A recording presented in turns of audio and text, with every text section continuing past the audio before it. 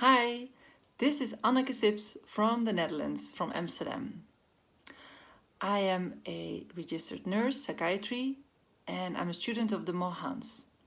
I am a yoga therapist, CAYT, and founder of Network Yoga Therapy. And a little bit later, I founded the Yoga Therapy Conference, which is an international conference here in Amsterdam that brings yoga, science, and health together on one roof to see if we can find common ground. So, do you really know who I am right now? You might know some of my labels, but do you really know who is the human of Anneke Sips? What gives me goosebumps? What keeps me awake at night? What excites me? So, these labels are just not the whole story, they're just simply not. As long as I can remember, I didn't like to follow the rules that were made by somebody. I always wanted to figure out things myself, and I was drawn to people who were unseen, rebellious, a little bit different, and also who were called crazy. To people from different cultures who see or feel things maybe a little bit differently, I was really drawn to traveling, also seeing the world. As a small kid, 11 years old, I wanted to go to China. And I wanted to go to Honolulu. And my father used to say, Honolulu, that's America, that's Hawaii. Do you know that America is very far away? And I think he will never get there. Interesting. So, I've grown up in a religious community. In that time, in my early teens, I didn't really follow very easily. Like I said, that was a little bit my nature. My dad, he tried to convince me with his truth. So we had a lot of conflict about my truth and his truth. And then there was this group truth. And I felt like the whole group was following each other's truth. And first of all, I didn't agree on it. And second of all, I just didn't like a following of a group truth. I wanted to figure it out for myself. So 14 years my skirt was too short, my makeup was too heavy, my heels were too high, my voice was too loud, and questioning too much and preaching too little. I had big dreams and big doubts, and my questions stayed unanswered. So now you do still not know my whole story. You still do not really know who is Anneke Sips, but you know a little bit more than only my labels of RN, and I created NYT, and I'm a yoga therapist, CAYT. There's a little bit more involved. So for me, this way of exploring humans is way more interesting than just considering the labels. And I'm curious about the odd stuff, the things that make people unique, the things that I don't really understand, that make me curious about a person. So it's not in my work as a nurse, it was not always the diagnose that was very interesting for me. It was really about the person who was standing in front of me or sitting in front of me. So the unseen qualities, the passions, what are you good at? What do you love? Who do you love? What were your stories? What happened with you? What happened to you? So for me, this was also a way of connecting and share and exchange stories. So more that than interviewing a person and then adding a label, which is still what we do a lot anyway. Because then you have a label and then what? We're gonna fix a person? So this is not how it works for me. Not as a human, not as a yoga therapist. I am not cutting like a surgeon. I'm not drugging people. So what is it actually? So I believe there is a very special ingredient that gives therapy a different meaning. And it's very simple. It's already there. It's a healing molecule that it's in every person. It's the opposite of isolation, and it's found in connection. It reproduces itself through connection, and it supports again personal and interpersonal connection. So it's like a loop, and then it reproduces itself. It's about embodiment, communication, courage, expression, and radical empowerment. About finding, feeling, and nurturing your inner truth and connect from the heart. The ingredient provides time and space. It's unconditional and it's patient. It's the molecule for a vulnerable conversation. It's a natural framework for a safe environment. It's inside of the caregiver and in the care receiver. So it's in life, in everybody, in all of us. And it really works well when it's exchanged. So it's not like a one-way street. And it's called oxytocin. And as a first step, I am using a very simple 3-step formula that helps this connection to take place and to start making the unseen seen, to build a sense of safety. And I always start with myself, and then also I'm using this with the people I'm working with. And maybe you want to join with me to reflect on 3 points. 1, I know what I need. 2, I admit, at least to myself, what I need. And 3, I express what I need.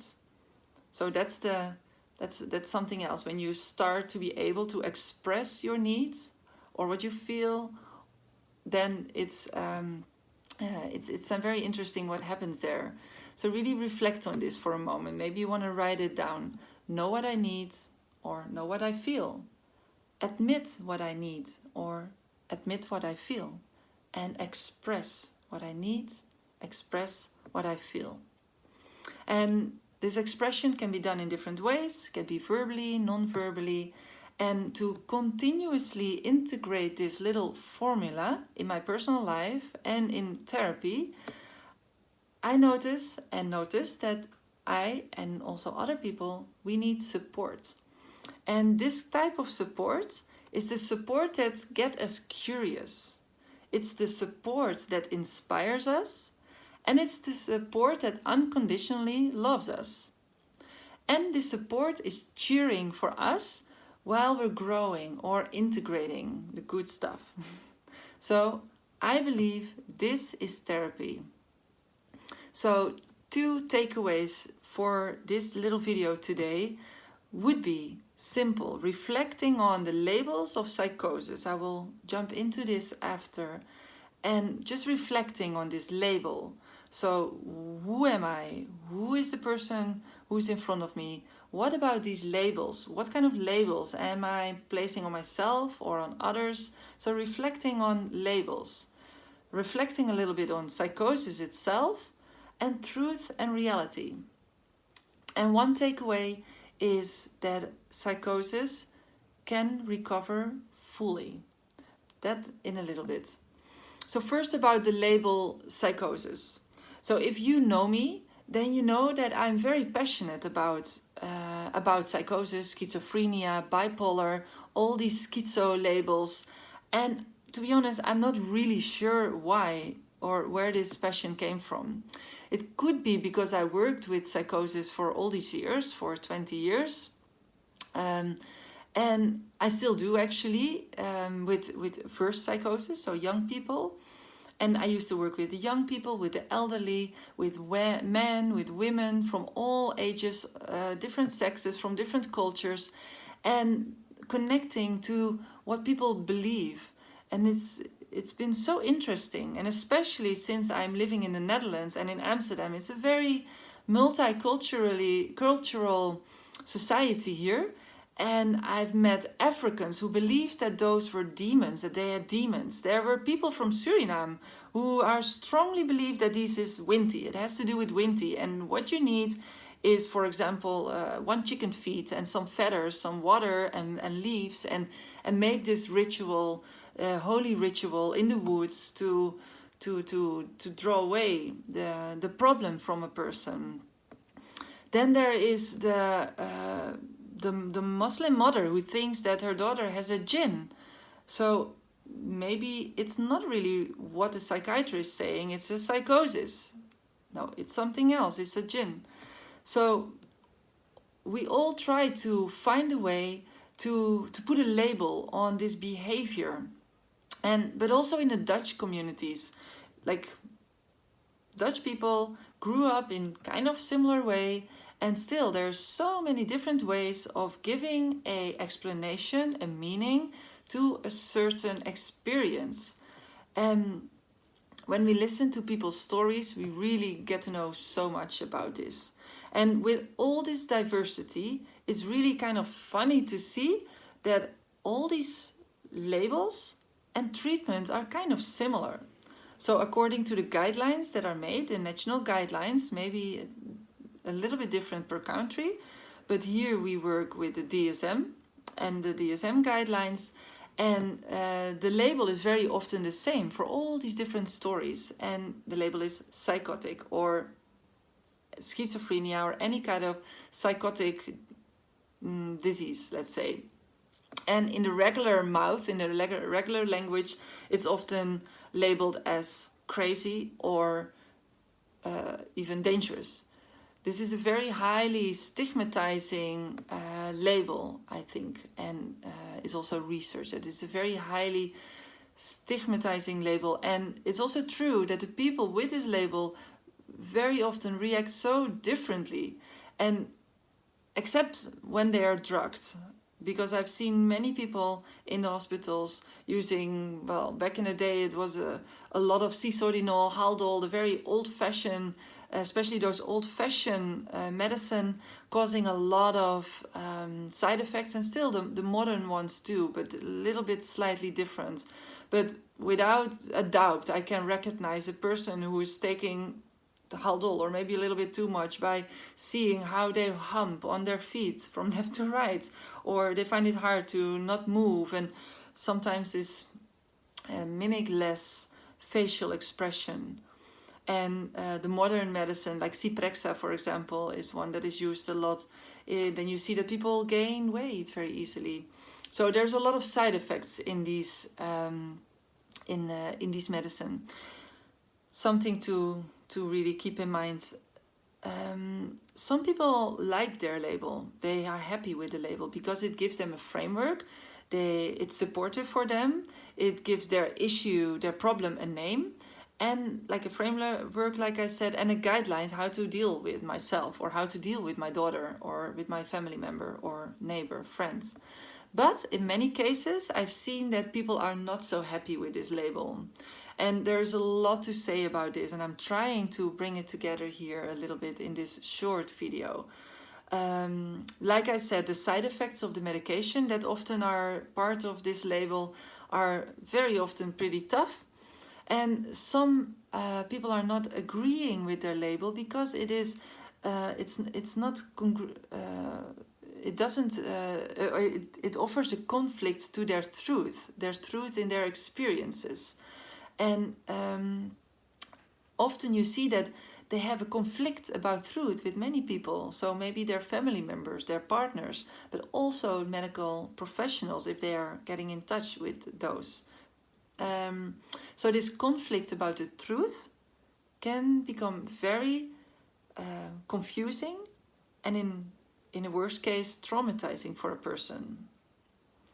So the label is highly stigmatizing. I already said something about it, and it's often seen in the context of being crazy or even dangerous, like I said, which is really not true. In way more cases, people with the label of psychosis, they become a victim of criminal acts instead of being a criminal themselves. So about psychosis. Psychosis has not a single cause. It's the different factors that can lead to a psychosis, and they differ from person to person. And these may be a combination of genetic, biological, psychological, and environmental factors. So often, actually, the label of psychosis is an insane reaction to an insane event. So this is something that I would really like you to reflect on. A sane reaction to an insane event. Very often, and it's not very often acknowledged in the medical world, psychoses are a reaction to trauma. And as you know, or maybe not know, trauma is very, very, very, very common. Way more common than you and I think. because even the research is not that known that says that it's extremely common. And then I think it's even more common than just the research. I think trauma is almost happening in one way or the other in almost everybody on earth. But research is showing, and this is a Dutch researcher, Van den Berg is his name, and he did research a couple of years ago, and he made it really his thing now to research the psychosis and everything that has to do with psychosis and trauma. And he shows that 16% of all the people treated in his research, treated with psychosis, also had PTSD. And when this is the case, the complaints are worse, functioning is worse, and PTSD is very often unseen because, or unnoticed and unseen, and also therefore untreated. And there's several reasons for that. Well, one of the important reasons is that people are afraid to talk about the psychotic experiences, so the stories, because they are afraid to making things worse. This is very common in the medical field, is that the professionals are afraid by talking about the experiences to make it worse, as if they are agreeing with what the person says. But that, of course, doesn't have to be true. You can just have a conversation with somebody. And anyway, so plus another very important thing we need to keep in mind is that the psychosis itself can be very traumatizing in its meaning. For example, paranoia can be traumatizing. For example, examples that I heard many times is people are afraid to be poisoned. So people are afraid to be killed by another person, sometimes in a very sneaky way. For example, through poison that goes through the heating system, for example. And so people can become very scared, anxious, and the meaning of this, what is called a psychotic experience, can be traumatizing in itself. And the trauma that may happen, like I said, we all have traumas. Trauma that may happen can influence this psychotic experience in itself. So it can be reflected through the psychotic experience. For example, the nature of the voices, like hearing voices, can be a symptom of psychosis, and the nature of the voices can be a reflection of the trauma. Like very often you see that people get a negative self-image because of the trauma that happened, and then they experience voices that constantly nagging them. You're a loser, you're worthless, it's not gonna work, you will fail.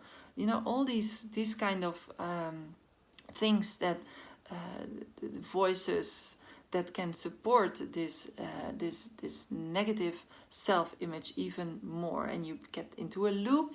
It's really pretty tricky to get out of there. And especially if it's a subject that you're not talking about, and especially if there's no way of treating this self-image and trauma. So another thing to keep in mind, very important, is that the treatment can be traumatizing in itself. So if people get in touch with a medical treatment, then very often you see that people get hospitalized, and very often involuntary, and very often also they get medication. And imagine that if this is against your will, this can be a very traumatizing event. And why is this often against people's will? Because very often, really way more often than you would expect, it's said around 60%, it's people with a psychotic label is maybe not aware of being ill, or for sure not aware of being ill. So this non-awareness is a very common thing. And imagine that you think or your opinion is that you are not ill, you don't need medicine, you do not need a hospital or a doctor, because the only thing you need help with is the police who comes rescue you from your dangerous neighbor, for example. So now everybody is looking at you as if you are crazy. Well, everybody is wrong. This is really true. I've seen it with my own eyes. I've seen that he's putting something there or there. I've seen that I've seen the clues. I know for sure that somebody is going to kill me. Why are you thinking that I'm crazy? Why do you pick me up and bring me to your hospital? Why do I need to take medicine? If you really want to help me, go grab my neighbor. Get him. Because he's the danger. He's the real problem. Like, etc., etc. So you can imagine that going to the hospital in this case and similar cases really happen very often, can be very, very traumatizing. So in medical terms, the label of psychosis is explained as follows.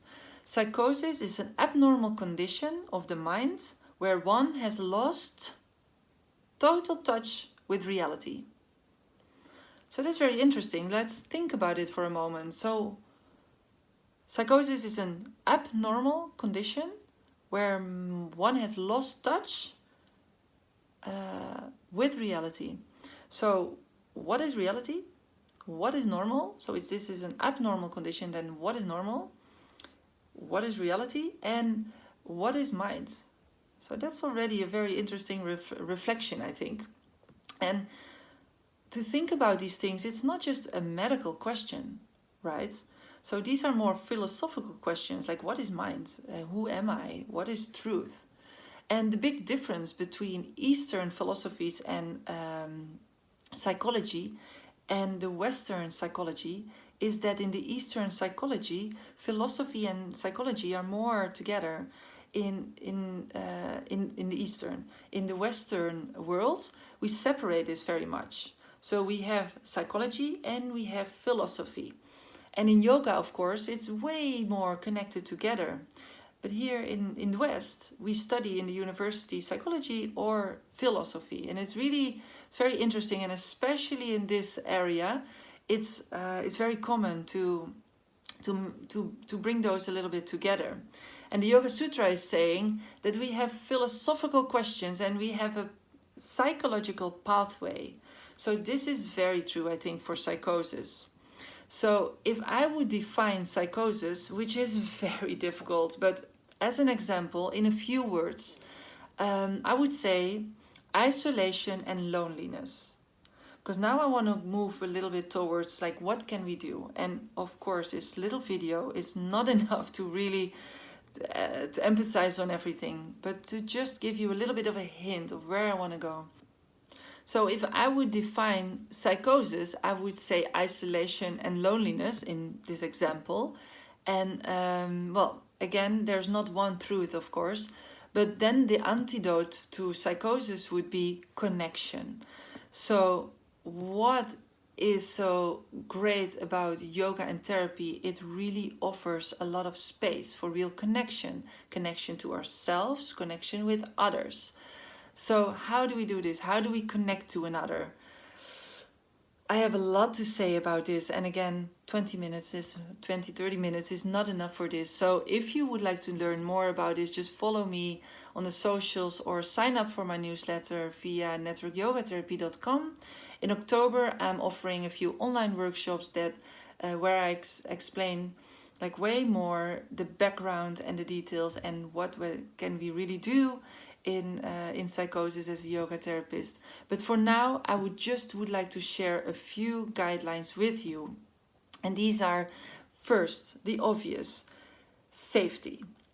If you're a yoga teacher or a therapist or a yoga therapist or any caregiver, hold a space, create a safe space and be safe yourself and work trauma informed. Since we know trauma occurs so often in psychosis and in everybody, be yogic and mind your space. Then be very careful. This is the second point. Be very careful how you're using your words when working with psychosis. Some people may not agree on this label, like I explained, and using these words is way more damaging than helping. And the damage that you can create, you create it faster than recovering from this damage later. So recovering this relationship later is more difficult than damaging the relationship if you're using the wrong words. And wrong, I would say just the word psychosis in itself. I've experienced this personally, that people, they really like me, they trust me, but when I say the word psychosis, it's very easily, you're one of them. So it's not very connecting. It's not very connecting. And it can really become quite difficult sometimes. I'm not saying that all these things are easy, especially not when working in an environment like a medical environment where it's very normal to use this kind of language and jargon. So how to do this? Again, way more about this and the tips and tricks and everything in the online training. And number 3 is respect somebody's truth. It sounds very normal and obvious, but it's not. Let's not debate about who is wrong, who is right, what is true, what is not true. Let's really get all away from that and just find tools and see what is more useful or less useful in helping with the complaints. So if somebody has the label psychosis, maybe they're complaining about their neighbor, for example, to you, like the neighbor wants to poison me. But maybe another complaint, what is connected to this one, is I cannot sleep. So I'm very tired because of all that stuff that happened with my neighbor. In reality or not, we're not going into that. But how can you help a person to sleep a little bit better? Or how can you help a person to focus on something else? Since we cannot deal with that issue right now with the neighbor, what can we deal with and what is useful in this situation? And I am sure if you're a yoga teacher or a yoga therapist, you're watching, that you have a whole tool set of skills, what you can think of what to do to help somebody in directing the attention and help somebody with taking rest, take a pause, get better sleep. I'm sure about that. So find something that you agree on both. And even if you get into this disagreement thing, then maybe you can just agree to disagree. That's also an agreement. But find something you can agree on both. And I am 100% sure there is something. I'm 100% sure that every 2 people together can find something that you both agree on. And maybe this is a little bit of search, but actually that's kind of fun as well. Remember where I started and what makes life and working with yourself and other people very interesting is the stories. So go into storytelling and share stuff about yourself and invite people to share stories and really connect with people. And then there's my 4th and my last point here, listening without judgment. So this is really following up the 3rd point. Respect somebody's truth, listen without judgment, and just be there from human to human. And this is so true in any relationship, and especially working with these labels of psychosis, but any label or any relationship. Imagine if you are a caregiver, maybe a parent, and you have teenagers, listening without judgment, respect for somebody else's truth, because we were all teenagers and we know that as a teenager sometimes your truth might be a little bit different than an adult truth. Dealing with eating disorders, maybe you have a daughter with an eating disorder and you can say you're not fat. Daughter says, well, hell yeah, I am, and I'm going to make sure that I'm going to be slim. You know, it doesn't work to fight about or having a conflict about who is right, who is wrong. Listen without judgment. What is her story? What's going on? What happened to you? Instead of what's wrong with you. So, one last reminder that I find really very important to share with you is, and I've seen this in my work, it's not always recognized, I must say, but full 100% recovery is possible. And this element of optimism is very important to take in your head and also share with other people. And I've seen it in a person that I admire personally very much. She was one of the speakers on my stage at the 2017 Yoga Therapy Conference. Her name is Eleanor Longden. She has a TED Talk. You can Google her, find her, Eleanor Longden. She is an amazing example of how you can overcome these labels, the labels that we are talking about here, and how 100% full recovery is possible. If you're interested in this subject, I would definitely advise you to check her TED Talk right now. Keep in mind, yoga, if you're into yoga, if you're a yoga teacher, practitioner, therapist, what is yoga? It's about agency and choice. It's a tool for holistic self-care. So help people to do it themselves. There is nothing wrong in anybody's truth. There is no right, there's no wrong. There is only more useful or less useful. Please think like that and, well, keep moving forward all together. Think behind the label and express yourself from your heart, and let's connect. So I hope you found this a little bit interesting or anything like that. If it makes you curious, you want to learn more, just feel free to connect with me on social media. I'm easy to find: Facebook, Instagram. Just check Anneke Sips and you will find me, or networkyogatherapy.com, my website. And I would love to connect with you, talk about this, work with you, or whatever. Thank you very much for your attention and have a wonderful day.